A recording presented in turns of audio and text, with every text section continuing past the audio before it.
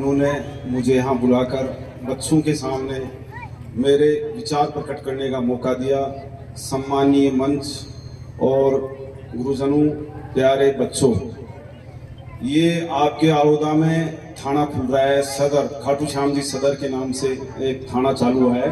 उसमें मेरा सौभाग्य है कि सर्वप्रथम मेरे को SHO लगाया गया है। यह आपकी पुरानी स्कूल है,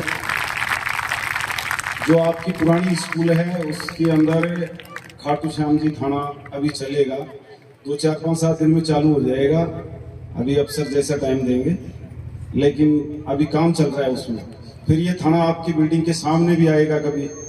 इस यहाँ जगह रोड हुई है। अब मैं आपका ज़्यादा समय नहीं लेके आपको ये बताना चाहूँगा कि 2 आपको ऐसी शिक्षा दूंगा, उससे अगर आप जीवन में उसको उतारोगे तो अपने किसी न किसी की ज़िंदगी बचा सकते हैं, अपने परिवारजनों की, अपने मिलने वालों की, सब। एक सड़क दुर्घटनाएं बहुत ज़्यादा हो रही है और ये सड़क दुर्घटना महा भी चल रहा है, 31 तारीख तक है। इसमें सेंट्रल गवर्नमेंट का विजन है कि सड़क दुर्घटनाएं कम से कम हो। उसके लिए अपने को क्या करना है, सड़क दुर्घटनाओं को रोकने के लिए यातायात के जो नियम बनाए हुए हैं उनकी अपन सभी पालना करें और करवाएं। अपन सभी, आप बच्चे लोग हैं, अपने पेरेंट्स को सभी ये समझाएं, घर से बाइक लेके जाते हैं तो हेलमेट उनके साथ हो। 4 व्हीलर गाड़ी लेके जाएं तो सीट बेल्ट लगा के जाएं। ये 2 नियम तो आप घर से ही लागू कर सकते हो परिवारजनों पर। पापा के साथ बैठ के जा रहे हो तो आप अगर 2 व्हीलर पर हैं तो उनको हेलमेट के लिए कहें, पापा हेलमेट लगाओ, उसके बाद में चलेंगे आपके साथ। 4 व्हीलर में बैठे हैं तो सीट बेल्ट लगाओ। एक मैं आपको प्रैक्टिकल उदाहरण देता हूँ। हम किसी घटना स्थल पर गए, वहाँ पर एक एक्सीडेंट, बहुत बड़ा अफसर था, वो सीट बेल्ट बिना लगाए गाड़ी चला रहा था। जैसे ही उसकी कोई गलती भी नहीं थी, ना किसी आगे वाले की गलती थी, उस गाड़ी का आगे वाला टायर ब्लास्ट हुआ और वो गाड़ी ज़्यादा स्पीड में भी नहीं थी, लेकिन वो टायर ब्लास्ट होते ही गाड़ी एक तरफ खींची और जाके साइड में बिल्डिंग थी उससे टकराई। टकराते ही वो आगे से शीशे में से होते हुए जाके खुद बिल्डिंग के टकरा गया। अगर उसके सीट बेल्ट होता तो उसकी जिंदगी बच जाती। हमें देख के उसके बाद में ये शिक्षा मिली, सीट बेल्ट गाड़ी में बहुत ही जरूरी है, 4 व्हीलर में। क्योंकि अगर वो सीट बेल्ट होता तो वो गाड़ी से हिलता नहीं, सीट पर तो रहता, गाड़ी डैमेज होके रह जाती, कोई बात नहीं, लेकिन वो खुद तो बाहर नहीं जाता, शीशे में से आगे निकल के जाके बिल्डिंग के टकरा के और वहीं खत्म हो गया मौके पर। ऐसे ही हेलमेट के अपन वाकया देखते हैं। कई बार हेलमेट होता है तो गाड़ी बराबर से भी निकल जाती है तो वो बच जाता है, और हेलमेट नहीं होता है तो सिर के ऊपर से वो निकल गया तो सिर डैमेज हो गया तो फिर वो बचने के चांस नहीं है। तो ये तो सड़क सुरक्षा सब महा चल रहा है, इसलिए सड़क सुरक्षा के जो यातायात के नियम बनाए हुए हैं उनकी पालना सभी अपन करें और लोगों को करने के लिए मोटिवेट भी करें। बच्चे अगर माँ बाप को कहेंगे, भाई को कहेंगे, तो वो समझेंगे भी कि भाई बच्चा अपने को कह रहा है तो उसकी बात मानेंगे। एक दूसरा, आजकल आप देख रहे हो साइबर अपराध ज्यादा चल रहे हैं। साइबर अपराधी क्या करते हैं, अननोन लिंक भेजते हैं और उसको अपन डाउनलोड जैसे ही करते हैं तो अपने खाते और अपने फोन को हैंग कर लेता है वो आगे वाले के उसमें फोन में वो चले जाती है, अपने सारे फीचर्स वो देखेगा, OTP आएगा, अगला ही देखेगा। इसलिए किसी भी अननोन लिंक को आप डाउनलोड नहीं करें, ना ही उसको सेव करें। अननोन वीडियो कॉल आता है उसको भी नहीं उठाएं।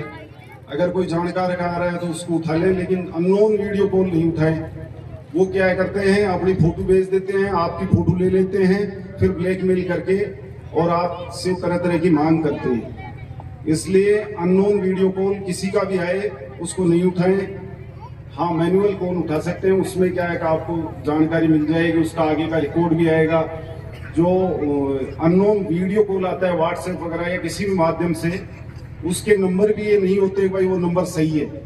नंबर हमें कई बार मिलते ही नहीं है उसके, वो बनाए हुए नंबर होते हैं। इसलिए अननोन जो फोन आते हैं वीडियो कॉल्स, उसको नहीं उठाएं। एक ये जो साइबर अपराधी हैं, ये तरह तरह के नए नए अड़ंगे अपनाते हैं, लिंक भेज देते हैं, उसको डाउनलोड करते हैं। अपने डाउनलोड करते ही अपना फोन उसके हाथ में चलेगा।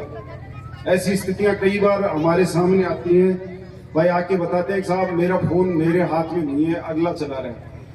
उसका सीधा सा एक इलाज होता है, अगर आपका किसी की समस्या भी आए तो उसका एक सीधा सा है, आप उस फोन को बंद कर दें और अपनी सिम निकालें। सिम निकाल के छोटा फोन जो आता है कीपैड वाला, उसके अंदर अपनी सिम डाल लें।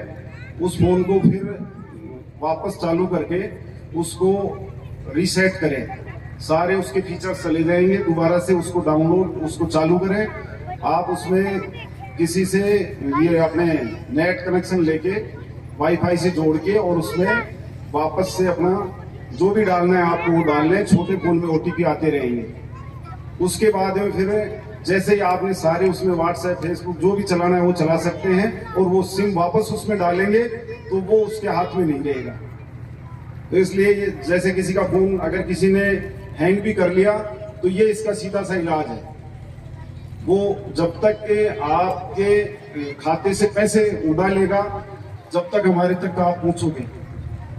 और कोई भी अगर आपको किसी प्रकार की समस्या होती है तो 1930 नंबर हैं जो सेंट्रल गवर्नमेंट के हैं, उन पर अपनी शिकायत दर्ज करा सकते हैं। उससे अगर आपके पैसे निकल भी गए, आप तुरंत अगर उन पर शिकायत अपनी दर्ज करवा दी तो उस पर आपके पैसे 80% चांस है आपके पैसे रिकवर हो जाएंगे और आपको वापस भी मिल जाएंगे।